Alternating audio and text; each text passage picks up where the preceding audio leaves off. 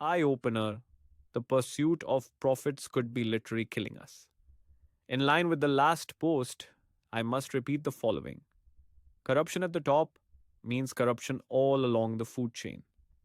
This is nowhere more apparent than when reviewing the studies and evidence about the COVID vaccine that have come out in the past few years.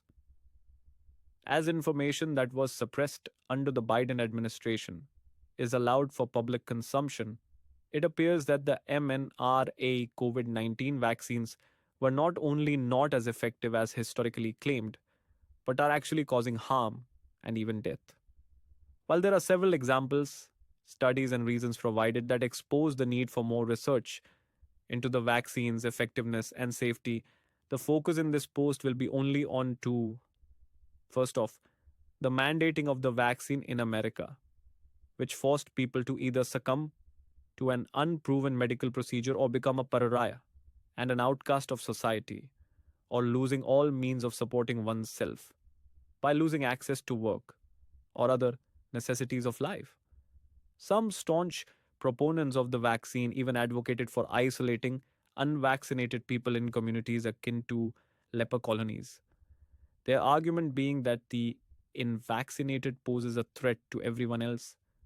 This was alleged because the unvaccinated would spread the virus. Even though this claim contradicted the pharmaceutical company's claims that the vaccine stopped the spread of COVID, which of these claims was true? Either those vaccinated were protected from the virus, so it didn't matter if someone with the virus came around, or the vaccine did not protect one who might be exposed to the virus. For example, when vaccinated against smallpox, the only virus to ever be eradicated, one became immune to the illness, even when later exposed to someone who had contracted smallpox. This then beggars the following question: why would the vaccine need to be mandated? Those who got the vaccine were protected against COVID no matter what anyone else did. If only one person on the planet got vaccinated against COVID, they would be the lone survivor, as everyone else on Earth perished from the virus. Not an enviable position to be in, but a fact if the vaccine stopped the virus as manufacturers claimed. If, however, the vaccine did not completely stop the virus, and it did not prove to be completely safe, any sane and incorruptible government would have to veto any request to mandate and provide blanket immunity to any company manufacturing a COVID vaccine. These two changes would have actually incentivized vaccine manufacturers to create the best COVID vaccine or treatment they could. This would have forced Pfizer to create a better and safer vaccine than Moderna, which would have been forced to create a better vaccine than Johnson and Johnson. Because let's face it, the pharmaceutical company whose vaccine produced the best results harmed or killed the fewest people would win the day, as is the way in which a free market is supposed to work under capitalism. If, however, there were no requirements to show efficacy or safety, all of the pharmaceutical companies could inject us with water, which might actually have saved more lives. Though this pose may seem hyperbolic to this point, I imagine this not to be the case to those who are currently suffering from the adverse effects of the COVID vaccine with no recourse to hold the pharmaceutical companies accountable, or to those family members who have lost a loved one due to the vaccine. So, the claims about profits being a higher priority than a citizenry's health could not be more apparent. In the COVID vaccine mandates and pharmaceutical companies' immunity, they could be overshadowed by the insidiousness required to poison a nation's food supply. Little needs to be said about the correlation between the increase of processed food and the rates of diabetes, cancer, and other illnesses that are climbing towards epidemic proportions. What should be noted, however, is the fault that leadership played in such results. It requires a criminal level of negligence to ignore what food industry has done over the decades. People are getting fatter and more sick these days. There is this strange increase in allergies that did not exist 3 or 4 decades ago. Children are getting sick or dying at higher rates, and they are dying from diseases that historically and overwhelmingly targeted older demographics. And to add insult to injury, the food companies are getting richer as their packaging gets smaller despite the increase in price for the products they offer. We're not only paying for our collective culling, but we're paying an ever increasing amount for this demise. While it may be an exaggeration to say the following, it cannot be denied as a possibility. Humanity, especially in America, is allowing the rich to not only get richer, but it is also playing into the hands of those who believe Earth has exceeded its carrying capacity. Whether it's a group that believes 1 billion people is Earth's capacity to sustain life, or one that holds the more extreme belief that over 500 million is too many people for the planet, it matters little. These groups will cheer on any reduction in population.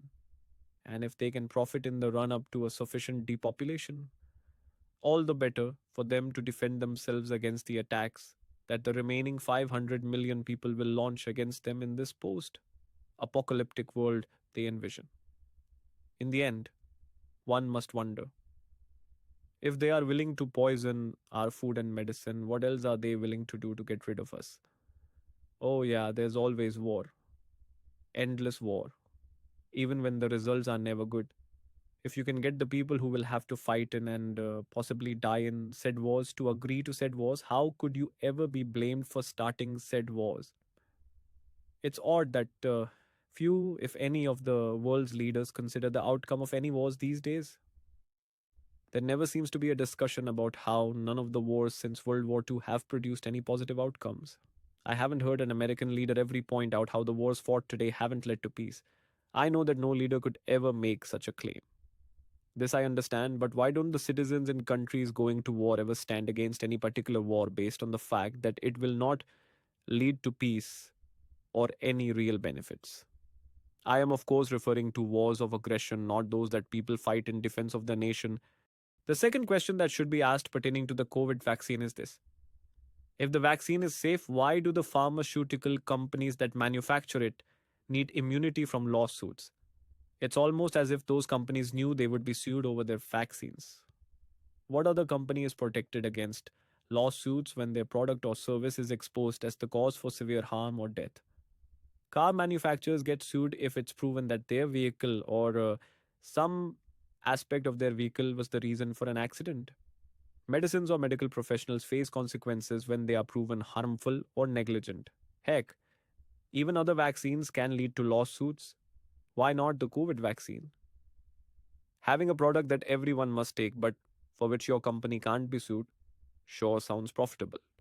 There are plenty of blogs, news, and websites reporting and complaining about our leaders and their failures. How many, however, are offering or even pointing to any solutions? The book, Solutions, Enough Complaining. Let's Fix America by Chris Osman does, and it can be found on Amazon or at www.mikesonsentertainment.com. To find out other ways you're being screwed by your current leaders, check out the posts on this blog daily. Learn about the biggest and worst issues that America and its people face today. You can also check into this blog daily to hear about those issues that America and its people will face in the near and distant future. If, however, you would like to discover possible solutions to either mitigate the worst impacts of these issues or solutions to avoid them altogether, keep listening.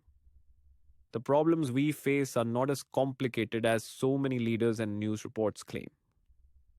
They are man made and are only claimed as complicated, so those who are responsible can maintain control.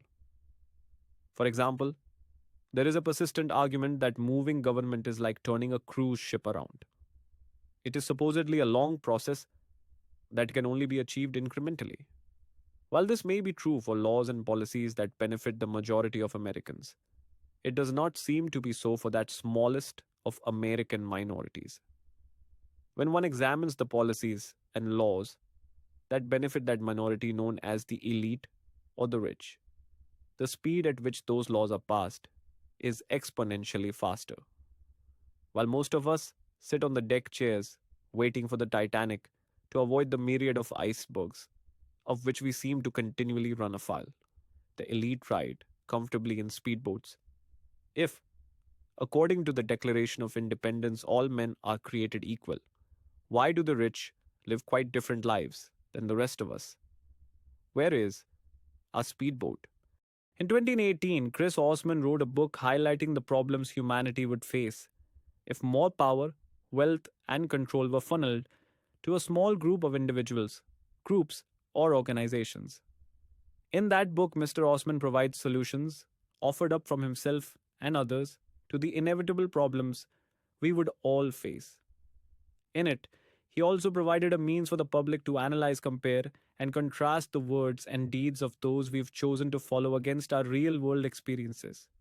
To this end, Mr. Osman provides the means for readers to disseminate information as provided by their news sources of choice, their elected officials, and any other authority they choose to follow. The book titled Solutions Enough Complaining.